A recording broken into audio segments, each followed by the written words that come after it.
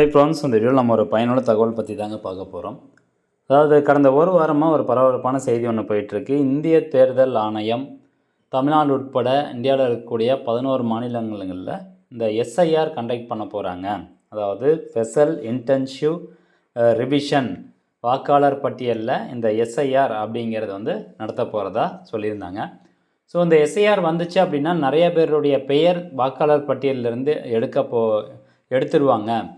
அது மட்டும் இல்லாமல் நிறைய பேருடைய பெயர் வந்து டெலீட் பண்ணிடுவாங்க. இது எல்லாருக்கும் பிரச்சனை தான் அப்படிங்கிற மாதிரி ஒரு சில தகவல் வந்து வெளியேற்றிருக்கு. ஸோ இது எல்லாமே நீங்கள் கேள்விப்பட்டிருப்பீங்க.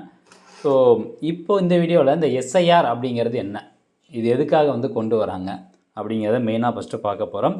இந்த எஸ்ஐஆர் நடக்கக்கூடிய ப்ரொசீஜர்லாம் என்னென்ன அப்படிங்கிறத தெளிவாக இந்த வீடியோவில் பார்க்கலாம். ஸோ கவனமாக கேளுங்க, முடிஞ்சளவுக்கு நிறைய பேருக்கு ஷேர் பண்ணிவிடுங்க. இது பார்த்திங்கன்னா பார்ட் 1 வீடியோ தான். பார்ட் 2ல் எதெல்லாம் வந்து நான் உங்களுக்கு எக்ஸ்பிளைன் பண்ண போகிறேன் அப்படிங்கிறது வீடியோவோட எண்டில் வந்து சொல்லிடுறேன். ஸோ எல்லாருக்கும் ஷேர் பண்ணிவிடுங்க. ஓகே, இந்த எஸ்ஐஆர் அப்படிங்கிறது என்ன அப்படிங்கிறது ஃபஸ்ட் நான் சொல்லிடுறேன். அதாவது ஸ்பெஷல் இன்டென்சிவ் ரிவிஷன் அப்படின்னு சொல்லுவாங்க. இப்போது ஒரு வாக்காளர் பட்டியலில் இருக்கக்கூடிய பெயர்கள், வாக்காளர் அந்த பெயர்கள் எல்லாமே கரெக்டாக இருக்கா, போலியானதாக இருக்கா இல்லையாங்கிறத கண்டுபிடிக்கிறதுக்காக இந்த ஸ்பெஷல் இன்டென்சிவ் ரிவிஷன் வந்து பண்ணுறாங்க. தமிழ்நாடு பொறுத்த வரைக்கும் கடந்த 2002 இந்த எஸ்ஐஆர் கண்டக்ட் பண்ணியிருந்தாங்க. அந்த லிஸ்ட்டு படி தான் இப்போ வந்து ரிவிஷன் மட்டும் பண்ணிகிட்ருக்காங்க. ஸ்பெஷல் ரிவிஷன் மட்டும் பண்ணுவாங்க. யாராவது இறந்துட்டாங்க அப்படின்னா அவங்க பேரை வந்து தூக்குறது, அந்த மாதிரியான ஒரு ரிவிஷன்ஸ் தான் பண்ணிகிட்ருக்காங்களே ஒழிய ஸ்பெஷல் இன்டென்சிவ் ரிவிஷன் அப்படிங்கிறது எதுவுமே இப்போ வந்து பண்ணுறது கிடையாது. லாஸ்ட்டாக தமிழ்நாடு மாநிலத்துக்கு, அதாவது நம்ம மாநிலத்துக்கு 2002 பண்ணியிருக்கிறாங்க. இப்போது எலெக்ஷன் கமிஷன் ஆஃப் இந்தியா தரப்பில் இருந்து கடந்த 27 அக்டோபர் 2025 அன்னைக்கு இந்த ஒரு சர்க்குலரை வந்து அனைத்து மாநிலங்களுக்கும், அதாவது சீஃப் எலக்ட்ரல் ஆஃபீஸர்ஸ்க்கு அனுப்பப்பட்டிருக்குது. அனைத்து மாநிலங்கள் அப்படின்னா இந்த 11 மாநிலங்கள் நான் சொல்லியிருந்தேன் பார்த்தீங்களா, புதுச்சேரி, ராஜஸ்தான், தமிழ்நாடு, உத்தரப்பிரதேஷ். ஸோ இந்த மாநிலங்களுக்கு எல்லாத்துக்கும் இந்த மாநிலத்தில் இருக்கக்கூடிய சிஇஓக்கு இதை அனுப்பிச்சிருக்கிறாங்க. ஓகே, இப்போது SIR of electoral roll with respect to 1/1/2026 as the qualifying date. ஜனவரி 1, 2026 அன்னைக்குள்ளே இந்த எஸ்ஐஆர் வந்து நம்ம ஃபைனலைஸ் பண்ணிடணும் அப்படின்னு சொல்லியிருந்தாங்க. ஸோ இந்த எஸ்ஐஆர் கொண்டு வந்தாங்க அப்படின்னா நிறைய பேருடைய பெயர்கள் வாக்காளர் பட்டியலிருந்து நீக்கப்படும் அப்படிங்கிற ஒரு தகவல் வெளியிட்டிருக்கு. அது எப்படி வந்து நீக்கப்படும் அப்படிங்கிறத சொல்லிடுறேன். ஃபஸ்ட்டு இந்த எஸ்ஐஆர் கொண்டு வரதுக்கான ரீசன், அந்தந்த தொகுதியில் இருக்கக்கூடிய அந்த வாக்காளர் பட்டியலில் இருக்கக்கூடிய பெயர்கள் எல்லாம் இந்தியராக இருத்தல் வேண்டும் அப்படிங்கிறதுக்காக கொண்டு வரப்பட்டிருக்குது. ஸோ முறையான இந்தியராக இருக்கிறவங்க மட்டும்தான் வந்து அந்தந்த வாக்காளர் பட்டியலில் இருக்கணும் அப்படின்னு சொல்கிறாங்க. இப்போ வெளிநாட்டிலேருந்து ஃபாரினர்ஸ் ஒருத்தர் வந்திருக்காங்க, அவங்க கொஞ்ச நாளாக வந்து இந்தியாவில் இருக்காங்க. அப்படியே அவங்க எதுனா ஒரு ப்ரூஃப் வச்சு ஒரு ஓட்டர் ஐடி கார்டு வாங்கியிருந்தாங்க அப்படின்னா அது செல்லாது அப்படிங்கிறது தான். ரெண்டாவதாக, இப்போது இறந்தவங்க இருக்காங்க பார்த்தீங்களா, இறந்தவங்களுடைய பெயர்லாம் இன்னும் நீக்காமலேயே இருக்கும். ஓட்டர்ஸ் லிஸ்ட்டில் வந்து நிறையா இறந்தவங்களுடைய பெயர்கள் வந்து அப்படியே இருக்கிறதா சொல்லியிருக்கிறாங்க. அவங்களுடைய பெயர்லாம் நீக்குவதற்காக இந்த ஒரு எஸ்ஐஆர் கொண்டு வரப்படுறதா சொல்கிறாங்க. அண்ட் மூணாவதாக பார்த்தீங்கன்னா, இப்போ ஏதாவது ஒரு நபர் ஒரு மாவட்டத்தில் இருந்தோ அல்லது ஒரு தொகுதியிலேருந்து இன்னொரு தொகுதிக்கு வந்து இடமாற்றமாக இருப்பார், அட்ரஸ் வந்து சேஞ்ச் பண்ணியிருப்பாங்க. ஸோ அப்படி அட்ரஸ் சேஞ்ச் பண்ணும்போது அந்த பழைய அட்ரஸில் ஒரு ஓட்டர் ஐடி கார்டு, புது அட்ரஸில் ஒரு ஓட்டர் ஐடி கார்டு, இந்த மாதிரி ஒரு நம்பருக்கு 2 ஓட்டர் ஐடி கார்டு வந்து இருக்குது. ஸோ இந்த மாதிரி இருக்கக்கூடிய பெயர் பட்டியலும் வந்து நீக்கணும் அப்படிங்கிறதுக்காக இந்த எஸ்ஐஆர் கொண்டு வரோம் அப்படின்னு சொல்கிறாங்க. அண்டு மூணாவதாக வந்து பார்த்திங்கன்னா, போலியான வாக்காளர் பட்டியல். இப்போ அந்த நபர் அந்த அட்ரஸ்லேயே இருக்க மாட்டாங்க. இப்போ லாஸ்ட் டைம் கூட ஒரு இன்ஃபர்மேஷன் எல்லாம் பார்த்துருப்போம். அதாவது ஒரு வீட்டு அட்ரஸ், அங்கே பார்த்திங்கன்னா ஒரே ஒரு வீடு தான் இருக்குது. அந்த ஒரு வீட்டில் மட்டும் 15 ஓட்டர் ஐடி கார்டு வந்து ஒரே அட்ரஸில் வந்து இருக்கிறதா வந்து சொல்லியிருக்கிறாங்க. ஆனால் அங்கே போய் பார்த்தா அந்த மாதிரி யாருமே கிடையாது அப்படிங்கிற மாதிரியான ஒரு இன்ஃபர்மேஷன் வந்து வந்திருக்கு. ஸோ இந்த ஒரு பர்பஸ்க்காக தான் இந்த எஸ்ஐஆர் அப்படிங்கிறத வந்து கொண்டு வராங்க. இந்த எஸ்ஐஆர் ரிவிஷன் பண்ணிட்டாங்க அப்படின்னா நிறைய பேருடைய பெயர்கள் வாக்காளர் பட்டியலிருந்து நீக்கப்படும். ஸோ அதே மாதிரி நீக்கிறாங்க அப்படிங்கும்போது, இப்போ உண்மையாகவே அந்த நபரை இருக்கிறாரு ஆனால் அவருடைய பெயர் நீக்கிறாங்க அப்படின்னா அதுக்கு நாம் வந்து ஸ்பெஷலாக பெட்டிஷன் கொடுத்து அதுக்கு நம்மளுடைய ப்ரூஃப்லாம் வந்து கொடுக்குற மாதிரி இருக்கும். ஸோ அதுக்கு தான் வந்து ஒரு சில ஃபார்ம்ஸ்லாம் வந்து இருக்குது. ஸோ டேரெக்டாக எடுத்தோடனே நம்ம பெயர் வந்து நீக்க மாட்டாங்க. ஸோ அதுக்கு உண்டான ஒரு ப்ரொசீஜர், ஸ்டெப் பை ஸ்டெப்பான ப்ரொசீஜர் வந்து இருக்குது. அதை நம்ம அப்படியே பார்க்கலாம். ஸோ அந்த ப்ரொசீஜர் போகிறதுக்கு முன்னாடி இந்த ஓட்டர்ஸ் ரிலேட்டடாக ஒரு சில முக்கியமான டேர்ம்ஸ் வந்து பார்த்துக்கோங்க. பிஎல்ஓ அப்படின்னு சொல்லுவாங்க, அதாவது பூத் லெவல் ஆஃபீஸர் அப்படின்னு சொல்லுவாங்க. இப்போது ஒரு தொகுதியில் ஒரு 100 பூத் இருக்குது, 100 வாக்காளர் இருக்குது அப்படின்னா வாக்களிக்கக்கூடிய அந்த இடம் தான் வந்து பூத் அப்படின்னு சொல்கிறோம். ஸோ இந்த ஒவ்வொரு பூத்துக்கும் ஒரு ஆஃபீஸர் வந்து நியமனம் பண்ணியிருப்பாங்க. அவங்க பேர் தான் வந்து பூத் லெவல் ஆஃபீஸர். ஸோ இந்த பூத் லெவல் ஆஃபீஸர் தான் அந்த பர்டிகுலர் பூத் ஏரியாவில் எத்தனை பேர் வந்து கவர் ஆகுறாங்க. இப்போ உதாரணத்துக்கு ஒரு 1500 பேர் கவர் ஆகுறாங்க அப்படின்னா 1500 பேருனுடைய விவரங்கள் எல்லாத்தையும் சேகரித்து அந்த விவரத்தை வந்து இஆர்ஓக்கு கொண்டு போய் கொடுக்கணும். இஆர்ஓங்கிறது யார்? எலக்ட்ரல் ரெஜிஸ்ட்ரேஷன் ஆஃபீஸர் அப்படின்னு சொல்லுவோம். ஒவ்வொரு தொகுதிக்கும் ஒரு இஆர்ஓ இருப்பாங்க. ஸோ இந்த பிஎல்ஓ ஆஃபீஸர் நம்ம ஓட்டர்ஸ், அதாவது வாக்காளர்களுடைய விவரங்கள் எல்லாத்தையும் கலெக்ட் பண்ணி கொண்டு போய் இஆர்ஓ கிட்ட கொடுப்பாங்க. இந்த இஆர்ஓ ஆஃபீஸர் என்ன பண்ணுவார்னா அந்த விவரங்கள் எல்லாத்தையும் சரிபார்த்து ஒரு வரைவு வாக்காளர் பட்டியல் வந்து தயாரித்து அதை பப்ளிஷ் பண்ணுறாங்க. இப்போது இந்த பூத் ஏஜென்ட் அப்படிங்கிறது எல்லாருக்கும் தெரிஞ்சிருக்கும். இந்த பூத் ஏஜென்ட் யார் ஹெல்ப் பண்ணுவாங்க அப்படின்னா பிஎல்ஓ ஆஃபீஸருக்கு வந்து ஹெல்ப் பண்ணுவாங்க. ஓகே, இப்போ இந்த எஸ்ஐஆர் ப்ராசஸ் எப்படிலாம் நடக்கும் அப்படின்னு கேட்டிங்கன்னா, ஒரு வாக்குச்சாவடி இருக்குது, அதாவது ஒரு பூத் இருக்குது. அந்த வாக்குச்சாவடி மையத்தில் இருக்கக்கூடிய வாக்காளர் பட்டியலில் யார் யாரெல்லாம் இப்போ இருக்காங்க, அவங்களுடைய அட்ரஸ், அந்த அட்ரஸ்க்கு நேரடியாக இந்த பிஎல்ஓ ஆஃபீஸர் போவாங்க, அல்லது பூத் ஏஜென்ட் கூட போவாங்க. அந்த பிஎல்ஓ ஆஃபீஸர் அந்த அட்ரஸ்க்கு வந்து போகும்போது 2 எனுமரேஷன் ஃபார்ம், இஎஃப் அப்படின்னு சொல்கிறாங்க, எனுமரேஷன் ஃபார்ம் வந்து எடுத்துகிட்டு போகணும். 2 காப்பி வந்து எடுத்துகிட்டு போகணும். இந்த எனுமரேஷன் ஃபார்மில் எந்த மாதிரியான விவரங்கள்லாம் கேட்கப்பட்டிருக்கும் அப்படிங்கிறத நான் உங்களுக்கு அடுத்தடுத்து சொல்கிறேன். ஸோ இந்த பிஎல்ஓ ஆஃபீஸர் என்ன பண்ணுவாங்க, நம்மளுடைய வீட்டுக்கு வந்து 3 டைம் வரணும். அதாவது ஃபஸ்ட் டைம் வருவாங்க. ஃபஸ்ட் டைம் வரும்போதே நம்ம வீட்டில் இருக்கோம் அப்படின்னா நம்ம டேட்டா வந்து வாங்கிட்டு போயிடுவாங்க. ஃபார்ம், எனுமரேஷன் ஃபார்ம் ஃபில் பண்ணி கையெழுத்து போட்டு வாங்கிட்டு போயிடுவாங்க. இல்லை ஃபஸ்ட் டைம் வரும்போது நம்ம வந்து வீட்டில் இல்லை அப்படின்னா 2வது டைம் வருவாங்க.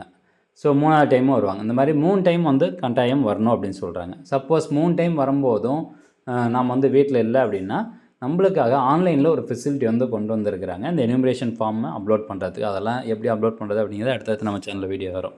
சரி, இந்த enumeration form BLO officer 2 copy நம்ம வீட்டுக்கு எடுத்துகிட்டு வருவாங்க. அதில் ஒரு காப்பி வந்து நம்மகிட்ட கொடுத்துருவாங்க. அதாவது இந்த பிஎல்ஓ ஆஃபீஸர் எங்கள் வீட்டுக்கு வந்தார் அப்படிங்கிற, என்னோடய பேரெலாம் கேட்டுட்டு போனார் அப்படிங்கிறதுக்கான ஒரு எவிடன்ஸாக நம்மளுக்கு ஒன்றும், அப்புறம் இஆர்ஓ கிட்ட சப்மிட் பண்ணுறதுக்காக அவர் ஒரு காப்பி எடுத்துகிட்டு போயிடுவார்.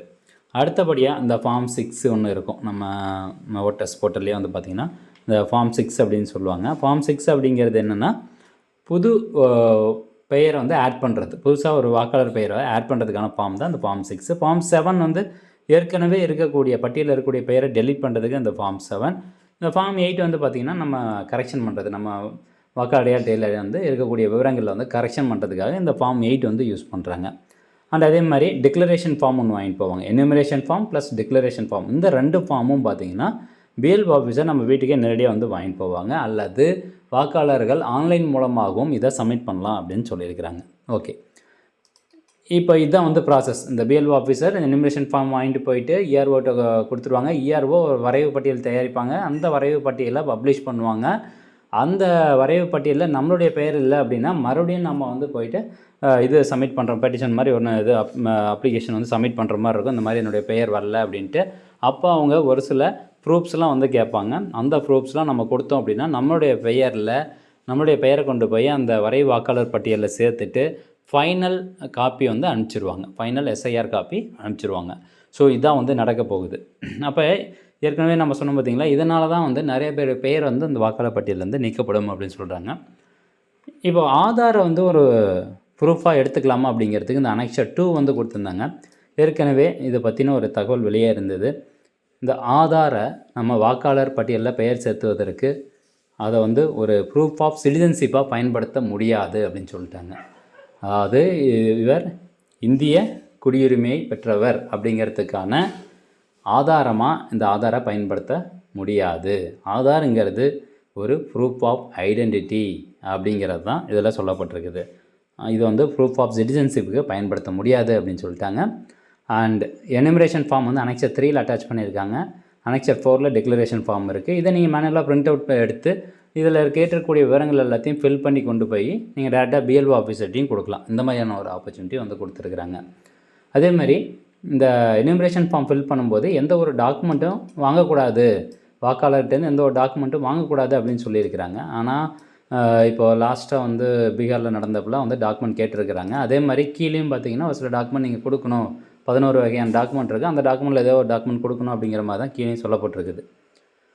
ஓகே, அனெக்சர் 5 வந்து சொல்லியிருக்காங்க பாருங்கள். The relevant last intensive revisions of the respective state or UTs as mentioned in annexure 5. Annexure 5 படி அவங்க வெளியிட்டுருவாங்க. During house-to-house enumeration, BLO to carry at least 30 blank Form 6 along with blank declaration forms. So BLO officer வந்து ஒவ்வொரு வீடாக போய் அவங்களுக்கு enumeration form வாங்குறப்போ அவங்க கையில் 30 Form 6 எடுத்துகிட்டு போகணும். புதுசாக வந்து பேர் எதாவது ஆட் பண்ணுற மாதிரி இருந்தாலும் அவங்களுடைய விவரங்களும் சேர்த்து வாங்கிட்டு வந்துடுங்க அப்படிங்கிறது அதில் சொல்லப்பட்டிருக்குது. இதில் முக்கியமான ஆக்டிவிட்டிக்கான ஷெட்யூல்ஸ்லாம் வந்து கொடுத்துருக்காங்க. எனுமரேஷன் பீரியட் அப்படிங்கிறது அந்த ஃபார்ம் கலெக்ஷன் பண்ணுறதுக்கு நவம்பர் 4லேருந்து டிசம்பர் 4க்குள்ளார எல்லாத்தையும் இந்த ஃபார்ம் கரெக்ஷன் பண்ணிக்கணும் அப்படின்னு சொல்கிறாங்க. அதுக்கப்புறம் ரீஅரேஞ்ச்மெண்ட் ஆஃப் போலிங் ஸ்டேஷன்ஸ் அது வந்து சொல்லியிருக்கிறாங்க.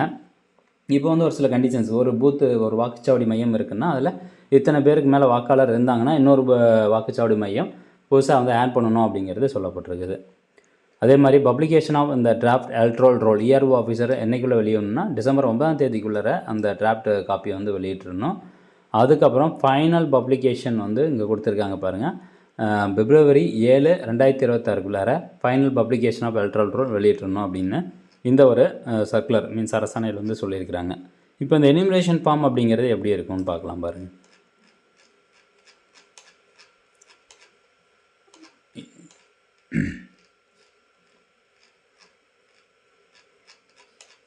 ஓகே, இதாங்க அந்த எனுமரேஷன் ஃபார்மு அனெக்சர் 3. இந்த பிடிஎஃப்கான லிங்க் நான் டிஸ்கிரிப்ஷனில் கொடுத்துட்றேன். தேவைப்படுறவங்க கிளிக் பண்ணி அதை நீங்கள் டவுன்லோட் பண்ணிக்கலாம். இப்போ இந்த எனுமரேஷன் ஃபார்மில் நம்மளுடைய எலக்டர்ஸ் நேமு, நம்மளுடைய அட்ரஸ் இது எல்லாமே வந்து ப்ரீ பிரிண்ட் ஆகி வந்துடும். அதெல்லாம் ஒன்றும் பிரச்சனை இல்லை. ஓல்டு ஃபோட்டோ வந்து ப்ரீ பிரிண்ட் ஆகிருக்கும். இதெல்லாம் நம்மளுடைய கரண்ட் ஃபோட்டோ, தற்போதைய பாஸ்போர்ட் சைஸ் ஃபோட்டோ வந்து ஒன்று எடுத்து வச்சுக்கோங்க. அவங்க எப்போனா வருவாங்க, அவங்கக்கிட்ட ஒரு பாஸ்போர்ட் சைஸ் ஃபோட்டோ கொடுக்குற மாதிரி இருக்கும். அப்புறம் காமனான டீட்டெயில்ஸ் தான் கேட்டிருப்பாங்க. உங்களுக்கு date of birth, Aadhaar number, mobile number, அதுக்கப்புறம் அப்பானுடைய ஓட்டர் ஐடி கார்டு நம்பர், அம்மானுடைய ஓட்டர் ஐடி கார்டு நம்பரு, வீட்டில் இருக்க ஹஸ்பண்டோடது, ஒய்ஃபுடைய ஓட்டர் ஐடி கார்டு நம்பர், இதெல்லாம் வந்து கேட்பாங்க. அதெல்லாம் நீங்கள் ஃபில் பண்ணுற மாதிரி இருக்கும். இப்போ இந்த இடத்துல கொடுத்துருக்காங்க பாருங்கள், details of the elector in the electoral roll of the last SIR.